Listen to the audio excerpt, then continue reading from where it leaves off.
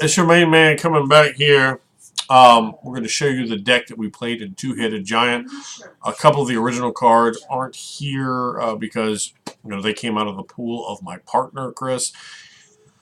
We basically just snap a picture of anything interesting like the rares, mythics, or any kind of valuable uncommon that we had out of the packs that we opened.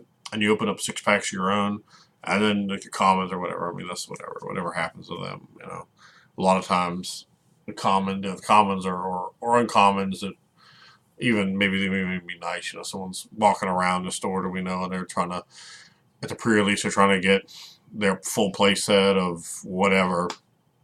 And it may be a dollar, $2 common or whatever. We just give that stuff away unless we want it for our commander decks or for maybe another format deck if we want it for that. Out of the box, I opened up. I found 2 of the cards that were Chris's, so we can give you a reasonable simulation here. But one of the other cards was Casualties of War, and I'm not going to be able to show you that one. So I'll just tell you what it does. It is it's really, it's not a bomb per se because a bomb is really something that, like a creature or maybe even a planeswalker that has the aggressive part on your end. It's removal. It's amazing removal. It's 2 colorless, 2 black, 2 green for a sorcery that reads: choose one or more, destroy target artifact, destroy target creature, destroy target enchantment, destroy target land, destroy target planeswalker. So you can theoretically do all of those things, which is really fantastic in a 4-player commander game, 5-player commander game, 6-player commander game. And a 2-headed giant is a lot better than playing 101, but it's still a little bit, you're not going to hit everything. And I pulled it off a lot of times, and I mean, it could definitely be backbreaking. And we did have, well, I'll show what else we had in the deck later. And, well, so anyway, it can do up to all this stuff, and it could do nothing, basically. You could play it and choose no modes, I suppose. But you're pretty much always able to pick a land off, and you're probably not going to play it unless there's a planeswalker or creature or enchantment out there. It's really problematic. I think the most maybe it was 4 that I got with it. I was also running Tameo, so out of we went 3-1, and you play it's just till the first loss. So Tameo was really good. I mean, she's 4, and you can bring back any card. It's not any permanents, any card. And I remember I snagged that back from the graveyard at one point. And that's very, very hard for an opponent, to have that bust them in the chops. But I think Tameo only came out 1 of the 4 games, and of course that was a game we did win. That was a real good team. The team that beat us went on to win the whole thing. That was Calvin and Brittany. So if y'all are watching, hello. They're good buddies of ours still. When you're in the fight, you want to get them. I think we got around like 10 life. We had them pretty much beat, and she had Brittany had Liliana in her pool, and she got Liliana out on us. And the first time we rushed in, she was able to kill off 2 of our creatures each. Liliana, but we were still able to reach in, and we killed Liliana off, and then she used the Raise Dead spell on Liliana for Planeswalkers to get Liliana and a creature back in her hand, and she replayed Liliana, and the same turn she replayed it, they played some Proliferate stuff, and they were able to ultimate it the same turn it played, so it never swung back to us, and we could have killed Liliana if it had swung back to us, but it didn't, and her ultimate is, I mean, it may as well just say win the game on it. It reduced us to, I think, maybe 1 of each permanent, but I think we each had 1 creature, and our creatures were only okay, and 1 land. It destroys all your lands, so, and it does it to both of us. So it was, there's just nothing you can really do. It's always a good game at that point. We played on, I think, maybe 2 more rounds, and I think you're able to get rid of 1 of our creatures, and then we just said, that's it. But we had them. I mean, really, we really on them before that, and they said after the fact we were the team making by far the most trouble, which is always good, to have decks that you can really get a good showing against the people that won, and they're good players, so definitely deserve good people. So I was happy to see them win. There was a team up there that had beaten us last time. There's an Italian guy and his partner. And I was really hoping to get a rematch to get in there and see if we could beat them. They're very good players. Italian guys, like, I don't know, so whatever level judge, very very very good.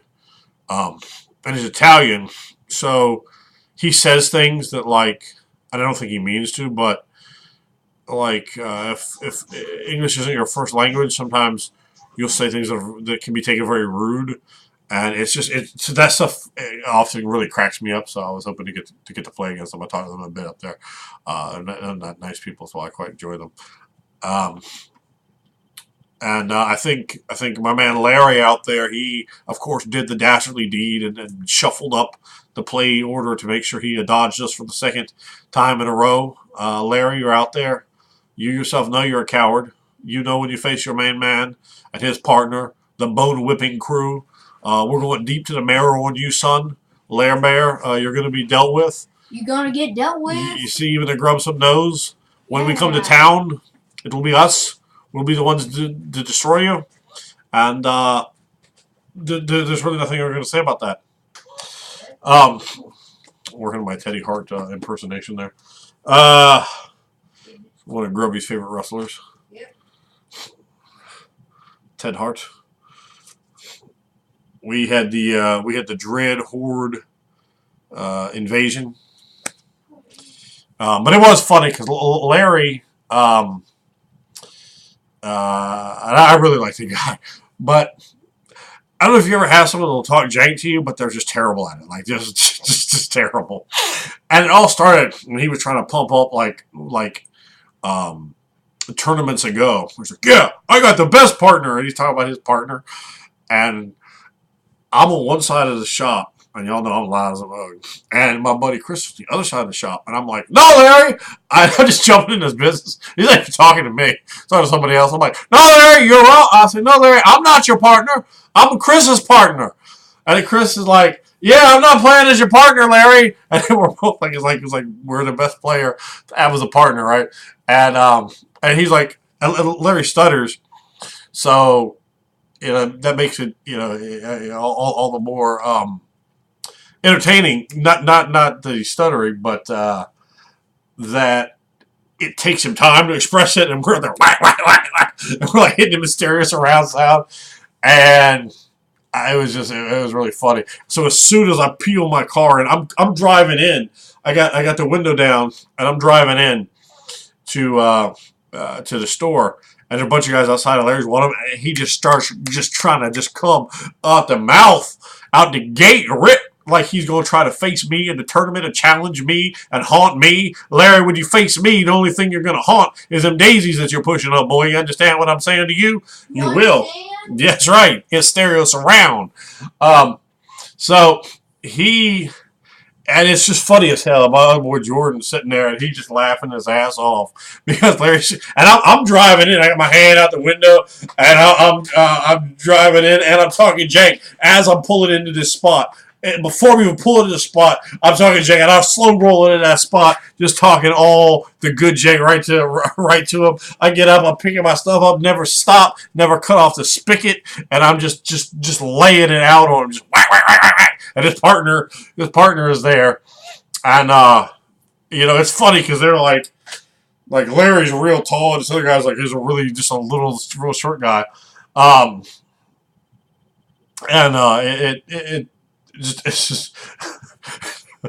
it was just a lot of fun. I like stuff like that. It gets me energized. It gets me ready, and then I go to my boy Juan. He's playing in there too. And my boy Juan, he's like, oh, we're going to challenge you. And I said, make it the first round, Juan, you piece of living filth.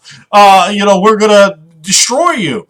And, of course, and it comes out, what do they play each other? They slid away like the invertebrate pieces of living garbage, like the terrible scum of the universe that they are. They slid away out the back door, out the front door I came in, and we never seen bits of either one of them in the tournament, despite the fact that in the last round we were all three of us 2-1, and we couldn't pull either one of them. They pulled shenanigans. They have tactics there to have manipulated the tournament to make sure that they didn't face the bow whipping crew and get whipped down to the white meat, to the marrow, if you will. That's right, because that's how we come with the bone whip, and it is good for you. I'll tell you that right now. This card's interesting because it can kill you, and it kind of half cost somebody a game once you get this. And I had Obnixilis on my side, like he was hurting himself, and then Obnixilis was doing extra damage, and it cost somebody a game playing it against me. It worked out pretty well for us, though, having that card, having a zombie that ever got bigger. It's very, very hard to get him up to a 6 and then like get that lifeline going. If you can do that, that's wonderful, but don't expect it. I mean, they're going to be bouncing it back to your hand.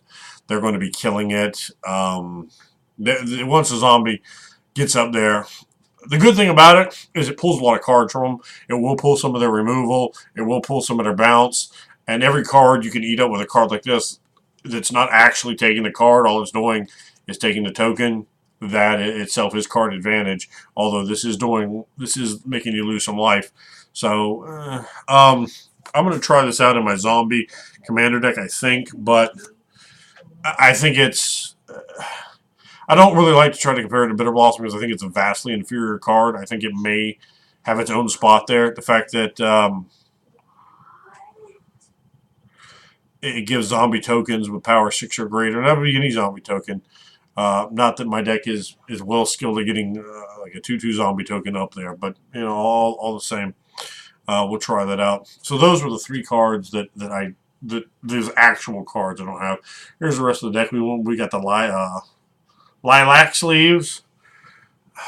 I bought sleeves both times. Here's my other deck. I bought these down in jerseys. I tend to be in a money spending mood when I get into these tournaments. You know, I'm very loose. I'm having a good time. Generally, I'm not a frugal person, but I'm like maybe one step above frugal on the cheapness scale. So, like, I guess if you're like flat out cheap here, and then like here you're frugal, like I'm maybe one above that in life. So, let's take a look here. We have we'll show you I guess we'll just show the whole deck. We'll show the lands and everything. Vivian, Champion of the Wilds. Planeswalker. She was okay. I would just say she was okay. She wasn't fantastic. She wasn't horrible. This card, I think I got it off in every single game that I drew it. I didn't get it in every single game, but the fact that it can let you proliferate 4 times is that can really help you, and it allows you, because proliferated hits anything you want. So again, we're playing 2-headed, and this card becomes vastly better in 2-headed giant, where your opponent has +1/+1 counters on their army, where your opponent, when your partner has +1/+1 counters on their army, when they have planeswalkers, when maybe they have a land over there that's got counters on it, all kinds of stuff. You know, +1/+1 counters on creatures. This is a fantastic card. The life gain, I didn't really care about that. Return target permanent card from graveyard to your hand. I used that mode, and I used the 2/2 citizens mode as well. So I thought that was pretty good. There's just a forest, and then there's a swamp. We played almost strictly Golgari. We had a lot of fixing in green, and we had the 1 Simic card there. So here is an Arlen's Wolf. I think we ran 9 forests, 6 swamps, and 9 forests, 6 swamps, and 2 non-matrix lands in here. We had the plains. Well, you'll see them. But you can see Paradise Druid. I think we have 2 copies in here. Vampire Opportunist. In this one, she didn't. In this particular Sealed, she didn't do very much for me, unfortunately, because I had her online and she was just fantastic from the 2-drop slot. Challenger Troll. Had him in the other deck as well. Really, just an amazing 5-drop, 6/5. He's definitely a bomb. Then there's the other Paradise Druid. So the fact we have both of those, well, I didn't play a single island on the deck. You know, those and some other things allowed me to not have to do that. There's an Obnixilis. There is a Vivian. This is a pretty decent one because it gives you another Obnixilis right beside it. And then we have, of course, what is it called? A Spark Harvest. This is a pretty good piece of removal as well. The Hulk. Then we have one thing in this deck that is very interesting. I have two Veraskas in this deck. Barely pulled them. They barely showed up in all 4 games. This is a quite nice card as well. 1 mana of any color, Death Touch, Lifelink. Didn't really get to use it whenever he'd show up to kill. He was just auto killed. It's always good to draw or move a lot of people's hands, but I didn't really get to play with the card. Although obviously for 3, a 2/3 Death Touch, Lifelink, add a mana of any color. I mean, it does everything. You know, it's ridiculous. Omnixilis Planeswalker. And he's really good in this format in Two-Headed Giant because he's hitting both of them. You know, he's basically doing double duty. A Forest, another Forest. We got the Gateway Plaza that you pay a mana when it comes in, and it comes in tapped, and then from there on out it can tap for any color of mana. So that really helped to allow me to not have to put an island in there. A Swamp. A Forest. Jesus, what a pocket of mana that is. God. That would have been a loss right there to call my manas in one little spot, unfortunately. And we have the Interplanar Beacon. Whenever you cast a Planeswalker, you gain 1 life. This card didn't come out very often, and it can help mana fix your Planeswalkers, which again is where I needed the mana fixing. This is a pretty nice one to aid the Fallen. It gets you a 1 or both. You can get a creature and a Planeswalker out of your graveyard. So for 2, that's quite nice. I think I did use it at one point, but I do think it's pretty nice. Vraska, she basically make you 2/1/1 Death Touchers. So those are really nice. Spark Harvest again. So we had 2 copies. Bloom Hulk, I think we ran 2 copies of that in there, and then this Nissa Who Shakes the World. I had her in both decks, I think. Let me see here. Am I lying to you? I want to say I had her in both decks. Yeah, no, I guess not. We pulled one of her out of the box, so here's another copy. She is, she's insane. Just, I mean, her static ability, just nuts when you're running 9 Forest. Whenever you tap a Forest for mana, add a Forest, so you get 2. So I was able to hit that 7-drop spell like abnormally. I think I hit it on like whatever turn is after I cast her, and I think I had her out there fast. So I went and had her on turn 4. I either had her turn 4 or 5. So on turn 5 or 6, I was able to cast Planar Celebration, and then we just won the game. There was no coming back from that. And Nissa, her +1 is very hard. I mean, you make a +3/+3 Vigilance and Haste land creature, and that's just, it's too rough. It's too rough for the opponent, I think. So that was the deck. A 2-Headed Giant. We got surprise support as a team. We got 10 packs, so it's 5 packs each, and I don't know, so I think we did pretty well there. I was pretty happy with that. And that has been our record. I think we've played the last 4 pre-releases up at the shop, and we've either been 3-1 or 3-0 at all of them. They play 4 rounds there. We haven't been able to get our 4-0 one, I don't think. So that's definitely a goal. Which, you know, hopefully it's kind of a, I mean, you might get like a team here or there that's not You know, with great players, like a lot of times you go to a shop, you'll find, people that are very casual players, that are new players. It might be someone's girlfriend that isn't really a player. Like there was someone like that, and she was sitting there. Her boyfriend was a new player, and at the other shop, when we got 6 rounds, and I mean he was making some plain mistakes. It wasn't bad, but small things. Um, and very friendly, very nice guy, and she was kind of, oh, is it okay if I watch? I'm like, it's like, yeah, watch, pick up the cards, read them, ask questions. It doesn't bother me. You're not gonna, I don't like to play. I hate the guy that's all super serious. It's a freaking pre-release, man. You're gonna win at most maybe a box of cards. It's like that's like less than $100. So I don't see any reason to be like a d bag or something like that. I mean, it's not that big a deal. Uh, A and B, if you have any ability of concentrating at all, you should be able to have someone minorly interact with you. It's one thing if they're like all over you and grabbing your cards and hiding them or something like that.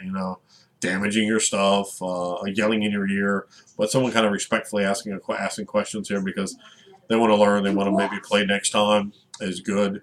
I definitely every once in a while like there could be kids and these things, and you want to be real careful with them. I mean, you don't. When you're playing a tournament, you got to play real Magic. You can't just give back stuff to people necessarily. And I do a little bit, a little bit. I'll let a kid on it. They want to do this or that. It's okay. Probably more than I should, but you don't want to be that person that makes it so they don't want to play Magic anymore. They don't want to come to game stores. They don't want to get into any of the hobbies because someone was such a dick to them that they're like, no, I'm not going to pass on that. I would be very displeased if someone did that to my son.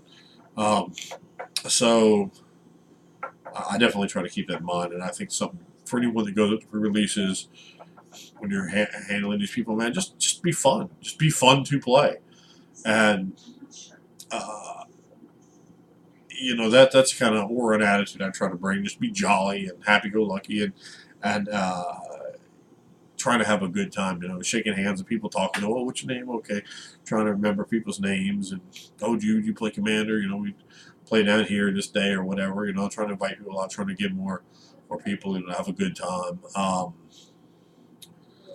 And congratulating people or say, oh wow, that was cool how that day. That was a cool way to play the game, or that was a cool way you won. I really like that. I have to admit you did a hell of a job there. And when you carry yourself like that, people are, oh hey, next time they see you, they're coming up, they're hugging you, they're saying hello, oh I hope we get a match in, and that makes it makes for a much better community. When you have people that are all serious and standoffish and don't want to shake people's hands, and don't want to be congratulatory, and don't want to be pleasant to play against. I mean, that's you're not going to find me there. I'm not. I wouldn't come back to a place like that at all, and I'd probably have some rather scathing comments um, to all the people surrounding it if they're wanting my time. Um, I can be pretty aggressive about stuff like that. And I don't like to see other people's good time ruined. I'm very very big on maximizing your fun time, man, because you got to put up with a lot of bullshit in life. So when you're having a good time, man, you should leave a place just feeling great, just having a good time. The guy that ran that tournament did a really fantastic job to the and it's a little tiring playing 6 rounds of Magic. That's you're up there for about 7 hours to give you an idea. Um, and the guy the one that did a real. I told him that I said he did a fantastic job of keeping energy up of being fun and funny and entertaining, and made the whole thing nice. They gave us some door prizes, and it was nice. It was nice. I left having had a really nice time, despite the fact I got to my D&D game very late. Um, then on On the other hand, up at the other store, they're always it's always fantastic, always having a good time, and it's a lot looser too because any of the regulars up there I know, so it's like being Norman walking into Cheers. Oh yeah, there, how you doing? I can't even get out of my car without these knuckleheads, without these knuckleheads coming up to me and trying to get into it, try to shuffle it up. So I would strongly recommend going to a pre-release if you haven't before. If you're not the best player in the world, you'll probably lose. Um, but that doesn't matter. You're going to get 6 packs. You get to keep those. You might get a really good pull, and that can help you. Asking Alexa if she's fine. Stop harassing. Stop bullying Alexa. I want to bully them first. Trying to bully Alexa. Stop. I want them to cancel the thing that flies on me. They're it's not worth it anymore. Oh my god. All right. Well, so there you go. I don't know. I can't top that.